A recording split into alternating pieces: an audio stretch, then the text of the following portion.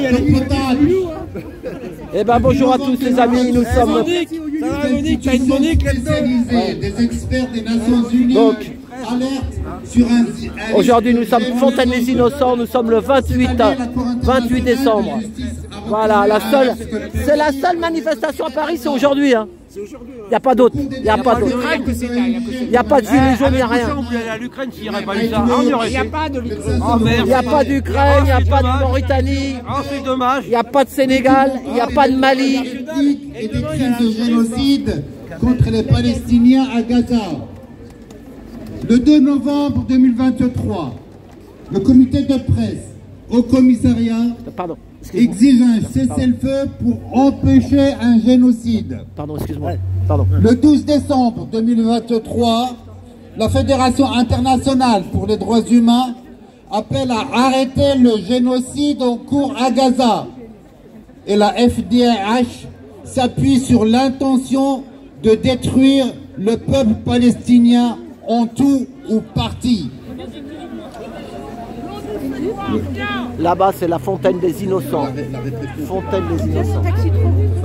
Bonjour, ça va? Taxi Trotta, taxi Trotti. Conseil de sécurité, rien du tout.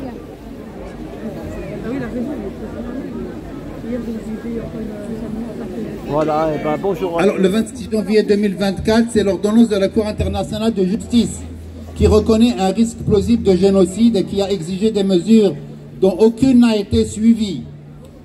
En novembre 2024, c'est le comité spécial chargé d'enquêter sur les pratiques israéliennes affectant les droits de l'homme du peuple palestinien qui lui aussi évoque les génocides.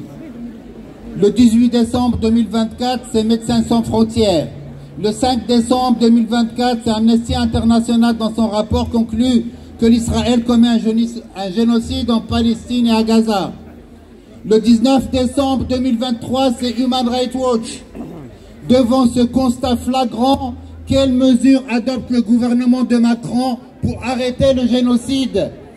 Il continue de fournir des armes à l'État paria et génocidaire, refuse la suspension de l'accord d'association de l'Israël-UE, maintient des matchs d'équipe de l'État génocidaire avec les équipes françaises, censure les voix dissidentes qui dénoncent les agissements de l'armée israélienne, et lorsque des mandats d'arrêt sont publiés, le criminel de guerre Netanyahou en novembre 2024, le gouvernement de Macron refuse d'appliquer le droit international. Pourtant, il est essentiel de rappeler que la Convention de 48 sur la prévention et la répression du crime de génocide existe précisément pour éviter de telles tragédies. Ainsi, ce gouvernement décide de quitter le champ du droit international. Il décide de quitter le champ de la civilisation pour celui de la barbarie. Ce gouvernement décide de quitter le champ de la civilisation pour le champ de l'inquisition. Voilà où en est le gouvernement de Macron. Heureusement qu'il y a le Yémen qui applique les mesures de la CPI et qui s'inscrit dans le champ de la civilisation. Le seul pays qui s'inscrit dans le champ de la civilisation et qui apporte son soutien au génocide, pour arrêter le génocide à Gaza. Et qu'est-ce que fait les États occidentaux? Ils vont l'attaquer. Ils vont détruire ils vont bombarder l'aéroport international du Yémen et le port de Al-Hodeïda. Vive le Yémen et vive le soutien à la résistance palestinienne. Merci. Et vive la résistance du peuple palestinien. Et vive la résistance du peuple palestinien. Et vive la résistance du peuple palestinien. Plus fort. Et vive la résistance du peuple palestinien. Et vive la résistance du peuple palestinien. Et cette résistance, malgré toutes les méthodes de répression utilisées par notre gouvernement, des centaines d'accusations d'apologie, de terrorisme, même les juges antiterroristes n'ont jamais vu ça. Et pourquoi? Parce que des gens ont parlé de résistance, parce que des gens n'ont pas assez condamné ce qui s'est passé le 7 octobre, alors que le gouvernement, lui, n'a pas condamné du tout ce qui se passe depuis 14 mois comme génocide à Gaza. Et il y a eu des condamnations, il y a eu des condamnations aberrantes. Il y a eu par exemple récemment Elias Dimlazen qui a eu 5 mois de prison avec sursis et 10 000 € d'amende. Son avocat fait appel pour avoir dit qu'il fallait faire une intifada de Paris à Jérusalem. Ça lui a valu, vous vous rendez compte, il l'a dit en public. Il n'a pas parlé aux gens ni de prendre les armes ni quoi. Intifada, c'est un soulèvement, d'accord? Eh bien, ça, voilà. Intifada. Intifada. Intifada. Intifada. Intifada. Intifada. Il y a d'autres militants qui ont été condamnés à Montpellier, à Toulouse. Il y a un bruit là dans le micro. Si on pouvait l'arranger, ouais. Il y a d'autres militants qui ont été condamnés, des syndicalistes. Il y a Salah Mouri, dont la conférence à Lyon a été interdite. Et encore récemment, il y a eu, comme vous avez vu, des militants qui se sont indignés, qui se sont scandalisés du fait que, une fois de plus, la France invite une équipe israélienne à jouer un match de basket à Nanterre. Et vous avez vu, c'est pas à Nanterre par hasard, hein, c'est à Nanterre parce que Nanterre, il y a une AL, c'est à Nanterre parce qu'il y a une population qui est dans les quartiers, qui est maltraitée, qui vit difficilement. C'est à Nanterre pour leur dire qui est-ce qui commande ici. C'est à Nanterre pour faire un exemple. Et donc, se jouait à Nanterre un match de basket contre une équipe israélienne Hapoel Holon. Et ce match ne devait pas se jouer. Le maire de Nanterre lui-même avait annoncé sur son site que, vu la situation, vu le côté très délicat, c'est le moins qu'on puisse dire de la chose, jouer au ballon avec des représentants des génocidaires, il avait dit ce match sera à huis clos, ça veut dire pas de spectateurs. Et qu'est-ce qu'a fait le préfet des Hauts-de-Seine? Eh bien, il a contesté, il est allé en justice, en référé, pour demander que des spectateurs israéliens puissent déployer, agiter des drapeaux israéliens. Et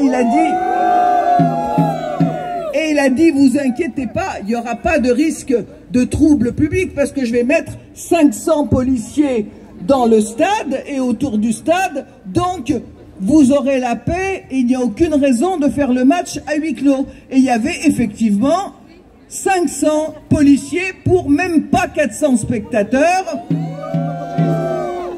Et ces 500 policiers n'ont même pas réussi à empêcher 10 malheureux drapeaux palestiniens de faire un désordre pas possible dans le stade. On n'a jamais vu un drapeau palestinien avoir autant de force et d'impact. Ils étaient tous renversés. C'est-à-dire que franchement, c'était comme s'ils avaient vu, je sais pas quoi, un tsunami. Et plus personne ne savait où il était. Le match a été interrompu, etc. C'est bon, Olivia, ce qui est bien, c'est que Nanterre, qui était en train de perdre, du coup, après, a gagné. Juive, hein. Voilà, Olivia, elle est là depuis le début. Il y a 7 militants qui ont été emmenés en garde à vue. Et pas simplement une garde à vue de 24 heures, mais de 48 heures pour les punir, pour leur montrer. Mais une garde à vue, pourquoi? Une garde à vue, pourquoi? Ils avaient rien. Donc, qu'est-ce qu'ils ont dit? Ils ont dit parce que vous avez brandi un symbole de la xénophobie, de l'antisémitisme et de l'incitation à la haine. Ça, c'était le drapeau palestinien. Il faut le faire. Il fallait bien qu'ils aient une raison pour nous faire faire de nuit de garde à vue dans leurs cellules pourries, parce qu'ils ont les moyens de faire venir 500 policiers, mais je peux vous dire qu'ils n'ont pas les moyens d'avoir un commissariat correct à Nanterre. Même la police travaille dans des conditions absolument catastrophiques dans ce commissariat. Et donc, qu'est-ce qui s'est passé? Il s'est passé qu'il y a eu un comité de soutien fort sympathique devant le commissariat, puis devant le tribunal. C'était assez amusant parce que on voulait pas nous faire sortir de la garde à vue, bien qu'on ait signé au bout de plus de 40 heures la fin de la garde à vue. Même les policiers l'ont signé, mais une demi-heure, 1 heure, 2 heures plus tard, on était toujours dans les cellules à taper sur les vitres et à réclamer la fin de la garde à vue. Et alors pourquoi ils ne voulaient pas nous faire sortir? Parce qu'il y avait un comité de soutien à l'extérieur et que le préfet, qui s'était déjà pris une première claque avec les drapeaux palestiniens, ne voulait pas qu'en plus, il y ait encore des gens qui crient des slogans « Palestine vivra, Palestine vaincra » et qu'on sorte avec les hurrahs. Eh ben, ça s'est passé quand même. C'est ce qui s'est passé.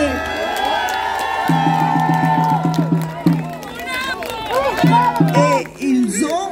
Alors, il y a cinq d'entre nous qui sommes sortis avec, éventuellement, on verra, une contribution citoyenne de 500 € à payer. Ils ont enlevé l'histoire du drapeau qui était ridicule, on n'en a plus entendu parler, on avait juste perturbé donc le match.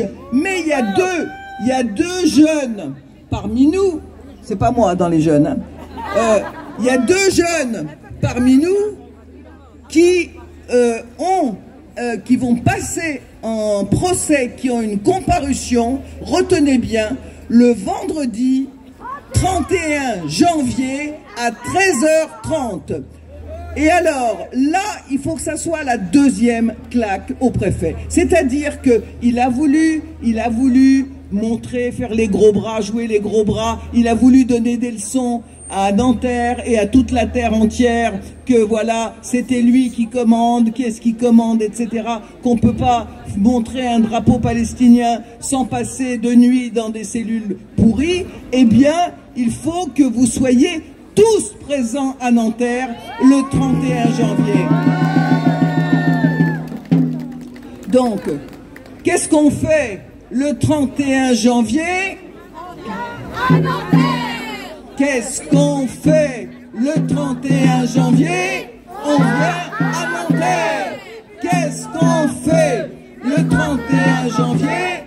On vient à Nanterre. Alors prenez votre journée, votre demi-journée, je sais pas, c'est à 13h30 au tribunal de Nanterre. Je suppose que le métro le plus proche, c'est ou le RER, c'est Nanterre Préfecture. Voilà, c'est Nanterre Préfecture et il faut qu'on soit très nombreux, dedans, dehors, nos jeunes camarades qui ont 19 et 21 ans, qui sont des voltigeurs, parce qu'ils nous ont fait un spectacle d'acrobates au drapeau formidable, et donc rien que ça mérite d'être soutenu. Eh bien, ces camarades doivent savoir que nous serons nombreux à les soutenir et comme ça, le préfet pourra réfléchir pour une prochaine fois avant de mettre 500 policiers pour ensuite, au contraire, mobiliser encore plus la population qui défend les droits des Palestiniens. D'accord ? Palestine vivra! Palestine vaincra! Palestine vaincra! Palestine vaincra! Palestine vaincra!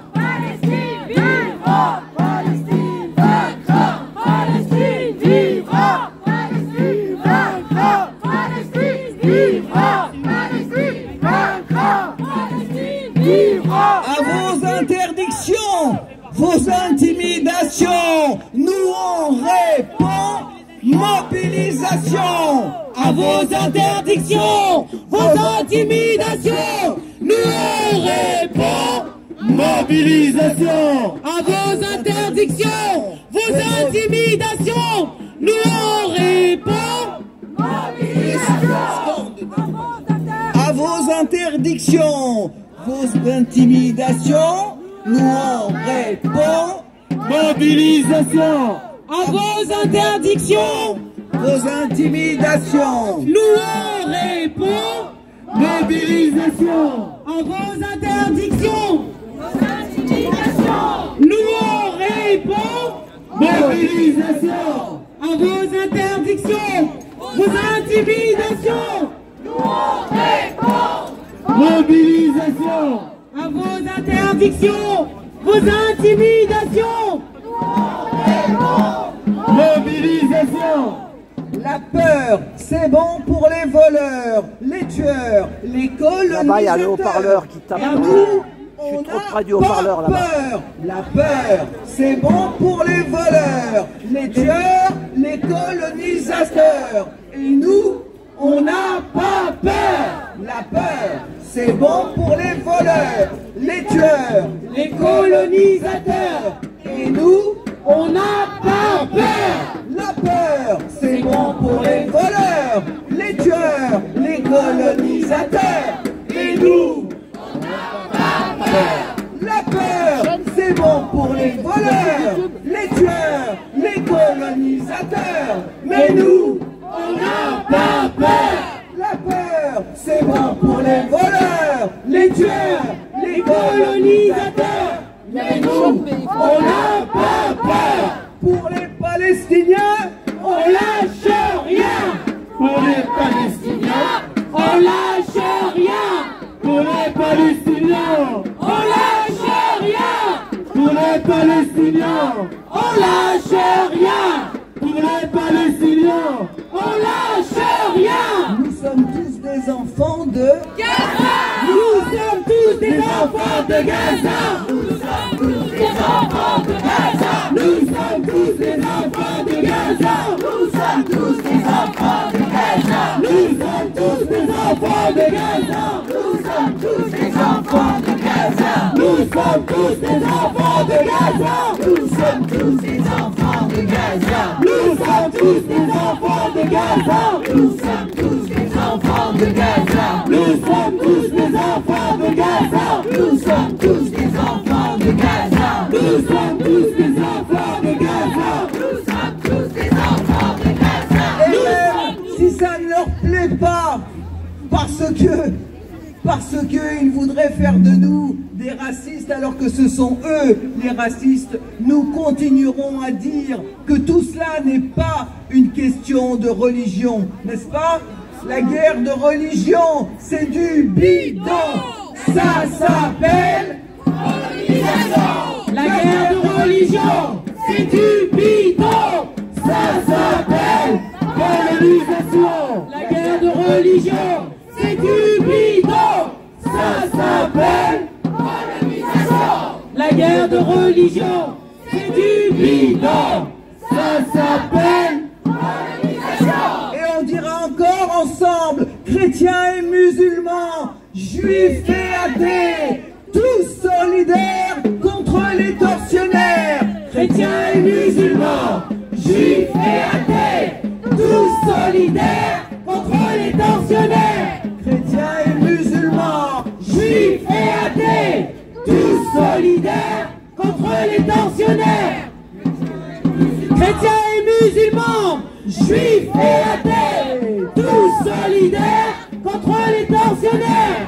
Chrétiens et musulmans, juifs et athées, tous solidaires contre les tortionnaires. Chrétiens et musulmans, juifs et athées, tous solidaires contre les tortionnaires. Alors il y a plusieurs personnes qui doivent prendre encore la parole. Alors quelqu'un pour le collectif, je crois, des artistes, quelqu'un pour aussi les étudiants de Sciences Po, c'est ça? Ah. Ben, bien, déjà pour les Étudiants de Sciences Po.